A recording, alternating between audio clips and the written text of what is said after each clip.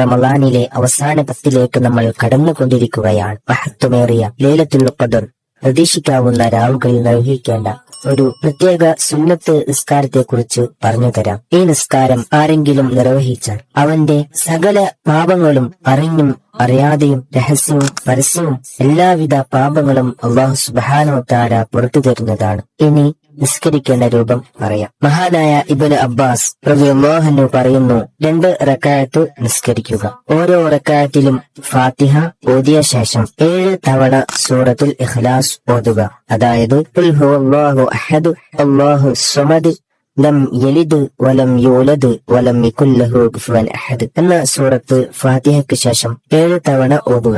ഇതേ പ്രകാരം രണ്ടാമത്തെ റക്അത്തിൽ ഫാത്തിഹയ്ക്ക് ശേഷം വീണ്ടും 7 തവണ ഈ സൂറത്തുൽ ഇഖ്ലാസ് ഓതി നിസ്കരിക്കുക.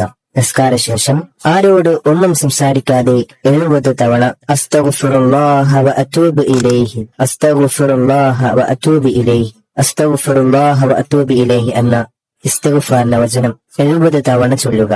അസ്തഗ്ഫിറുല്ലാഹ്, അല്ലാഹുവേ നിന്നോട് ഞാൻ പൊറുക്കലിനെ തേടുന്നു, വ അതൂബു ഇലൈഹി നിന്നിലേക്ക് ഞാൻ തൗബ ചെയ്ത് മടങ്ങുന്നു എന്ന ഇസ്തിഗ്ഫാറിന്റെ വചനം 70 തവണ നിസ്കാര ശേഷം ചൊല്ലി ദുആ ചെയ്യുക. നമ്മൾ ചെയ്ത പാപങ്ങൾ മുഴുവനും മനസ്സിലിരുത്തി ദുആ ചെയ്യുക. ഇൻഷാ അല്ലാഹ് ഈ വോയിസ് എല്ലാവരിലേക്കും എത്തിക്കുക.